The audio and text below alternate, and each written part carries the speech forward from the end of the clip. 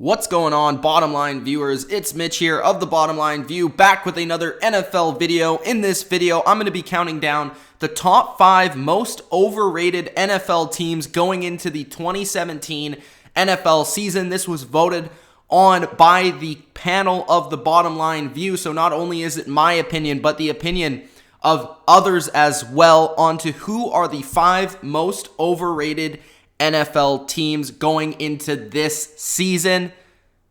These are the 5 teams that a lot of the fan base across the NFL, or maybe even NFL media, are hyping up to be good contender type teams, but we really don't feel like they're as legit as a lot of people say. So let's get into the top 5 most overrated NFL teams. Starting off in no order with the Seattle Seahawks. The Seattle Seahawks are a team that has been good for a while now. They've been good ever since they had Russell Wilson at quarterback. 2012, they came onto the scene. They were Super Bowl champions in 2013. They turn around, they go back to the Super Bowl in 2014 and fail on the 1-yard line. And then in 2015 and 2016, they get eliminated in the playoffs relatively quickly after one win. So to me, the Seattle Seahawks have been slowly declining a little bit in their play ever since their Super Bowl win. There's been a lot of things in the locker room, a lot of issues with the coaching staff. Richard Sherman isn't really getting along with his teammates.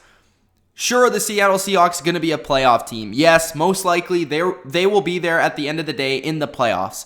But are the Seattle Seahawks a team that is going to be a legitimate shot at winning this Super Bowl? We don't really see it being that way.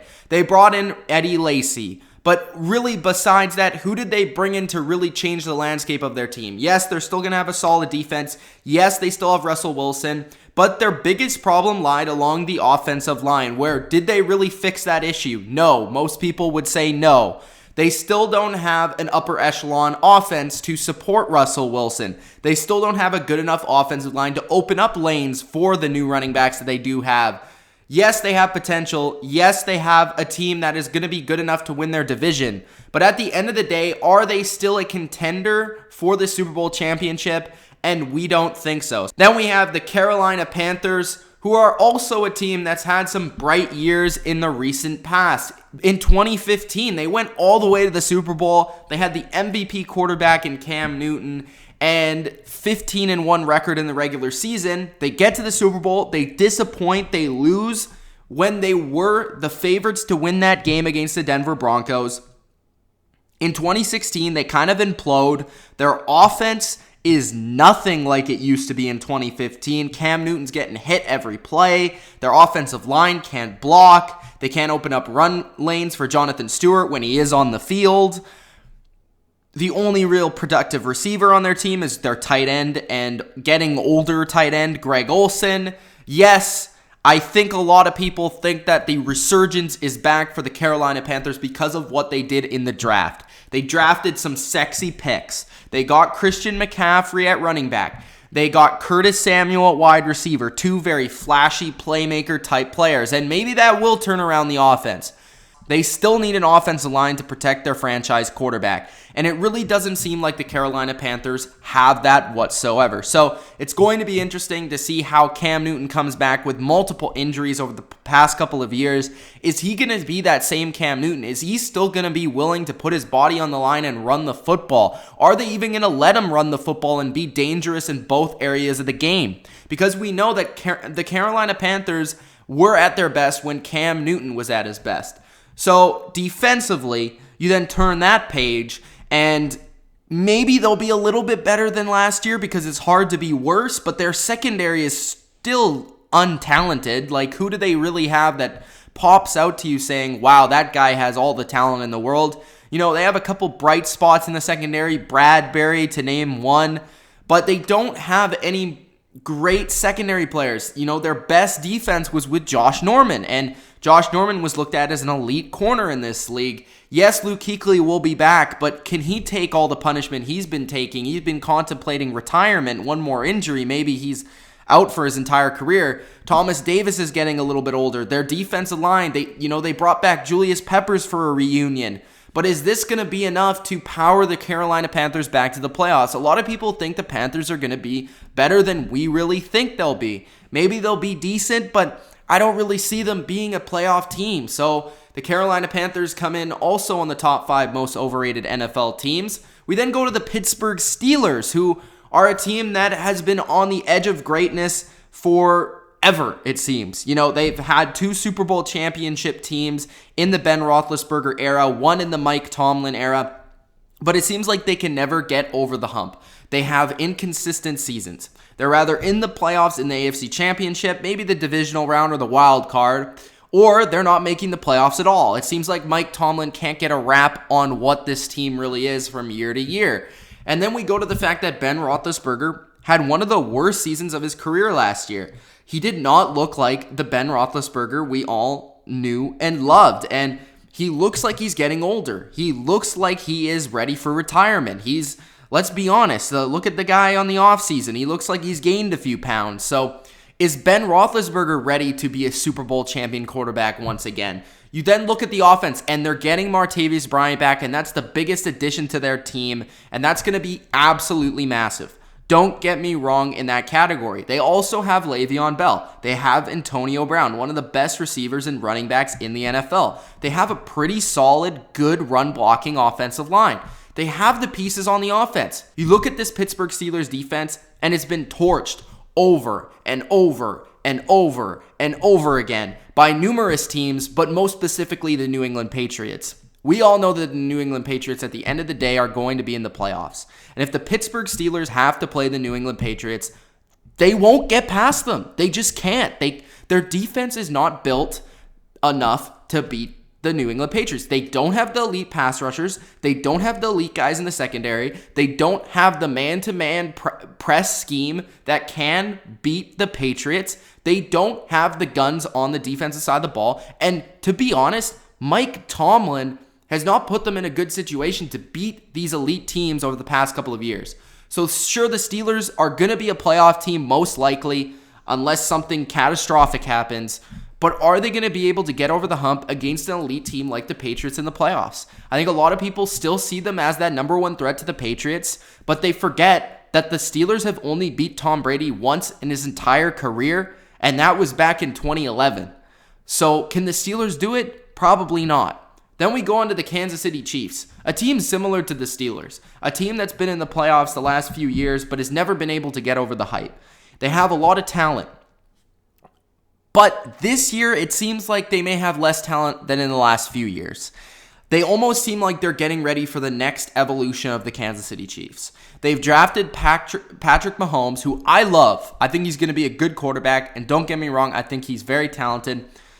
He has all the talent in the world to succeed at the NFL level. But they still have Alex Smith. They have Spencer Ware, who's not Jamal Charles. They have Tyreek Hill, who's never really been a full-time receiver, and he's being asked to be that number 1 guy, and maybe he'll turn out to be a huge breakout star. Maybe he will, because he has a lot of athletic ability. He showed bits and pieces at times. But who else do they have offensively? I mean, Travis Kelce's a good tight end. He's one of the best ones. But you're counting on Travis Kelce, Tyreek Hill, who's never been a number 1 receiver in his entire life. You're counting on Spencer Ware, a staple of running backs that aren't the same as Jamal Charles. You're counting on a defense that really was the definition of bend but don't break and gain turnovers last season. You see them against upper echelon teams in the last couple of years, and they couldn't stop the Patriots. They couldn't stop the Steelers. They were forcing a lot of field goals, but man, the Steelers were going up and down the field on them. They couldn't stop these upper echelon offenses. Even against the Falcons, they got really lucky with the interception by Eric Berry on that one game. The Chiefs are a team that sure, they might make the playoffs again, which I think this might be the season where you don't see them in the playoffs. Guys like Justin Houston, Tamba Hali, these guys, their elite players they're only getting older. They're only getting more injury prone as the seasons go on. And Derek Johnson, he's only getting older. He's coming off an injury. Eric Berry, they put way too much money on him. They weren't able to re-sign Dontari Poe. And this team seems to just not be the same one we saw the last couple of years. And it also just seems to be like the Kansas City Chiefs are in a transition, especially at the quarterback position. So it's going to be very interesting to see what the Chiefs do. But to be considering the Chiefs as a team that's going to be a contender to potentially take on teams like the Patriots, I think is ludicrous. And that's why we have them on the top 5 most overrated teams. And then the last, and arguably the most overrated NFL team going into 2017, I think is the Baltimore Ravens. Now, the Ravens, a lot of people and a lot of analysts kind of putting them out there as a dark horse team to maybe surprise and make it all the way to the Super Bowl. But quite honestly, we just don't see it. And specifically, I don't see it. I mean, I've always been a fan of the Ravens build.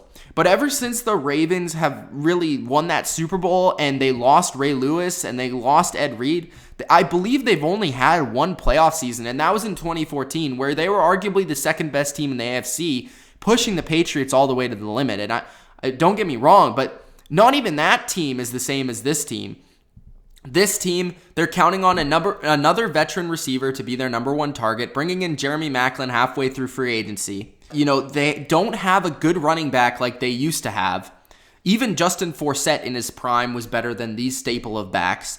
They don't have a Ray Rice anymore. Joe Flacco is being counted on to be this pass-first quarterback instead of the play-action wizard that he used to be.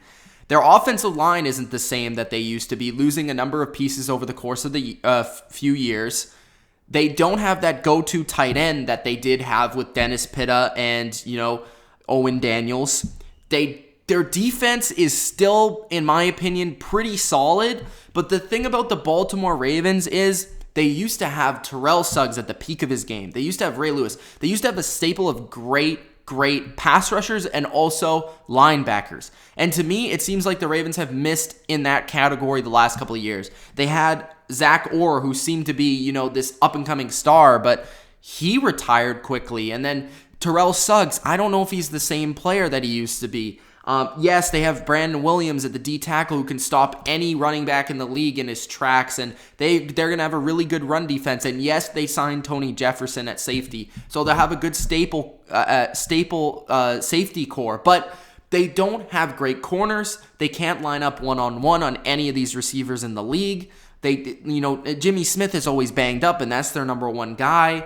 Their defense, they don't have that elite pass rusher anymore. The Ravens just don't seem to be the same team they used to be the last few years, even back in 2014 or 2012. And I think a lot of people are looking back to them to say, hey, that was just an off year. But if you look at their records since the Super Bowl, they're actually more losses than wins. So the Baltimore Ravens come in also as another overrated team in the NFL. And those are the 5 most overrated NFL teams going into the 2017 NFL season. The Baltimore Ravens, the Kansas City Chiefs, the Pittsburgh Steelers, the Carolina Panthers, and the Seattle Seahawks. The 5 teams that a lot of people look at and they see big things this season, but the bottom line view and the panel here, we just don't quite see it. Argue in the comments below. Do you think we got one of these teams wrong? Do you think one of these teams will make it to expectation or beyond?